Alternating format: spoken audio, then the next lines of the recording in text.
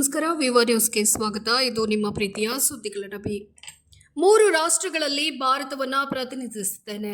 SIR ಪಟ್ಟಿಯಲ್ಲಿ ಹೆಸರು ನಾಪತ್ತೆ ಬಗ್ಗೆ ಮಾಜಿ ರಾಯಭಾರಿ ಅಸಮಾಧಾನ.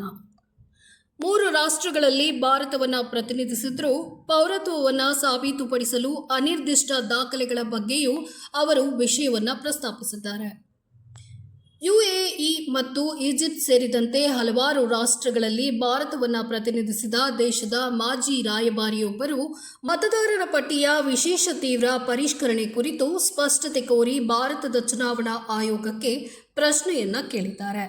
3 ರಾಷ್ಟ್ರಗಳಲ್ಲಿ ಭಾರತವನ್ನು ಪ್ರತಿನಿಧಿಸಿದ್ರೂ ಪೌರತ್ವವನ್ನು ಸಾಬೀತುಪಡಿಸಲು ಅನಿರ್ದಿಷ್ಟ ದಾಖಲೆಗಳ ಬಗ್ಗೆಯೂ ಅವರು ವಿಷಯವನ್ನು ಪ್ರಸ್ತಾಪಿಸಿದ್ದಾರೆ. ಆಸ್ಟ್ರೇಲಿಯಾದಲ್ಲಿ ಭಾರತದ ಹೈಕಮಿಷನರ್ ಆಗಿ ಸೇವೆ ಸಲ್ಲಿಸಿದ ಮಾಜಿ ರಾಯಭಾರಿ ನವದೀಪ್ ಸೂರಿ ಎಕ್ಸ್ನಲ್ಲಿ ಹಲವಾರು ಪೋಸ್ಟ್ಗಳಲ್ಲಿ ಎಸ್ಐಆರ್ ಪ್ರಕ್ರಿಯೆಯನ್ನು ನಿರ್ವಹಿಸುವಾಗ ಅವರಿಗೆ ಎದುರಾದ ನಿರಾಶಾದಾಯಕ ಅನುಭವವನ್ನು ವಿವರಿಸಿದ್ದಾರೆ.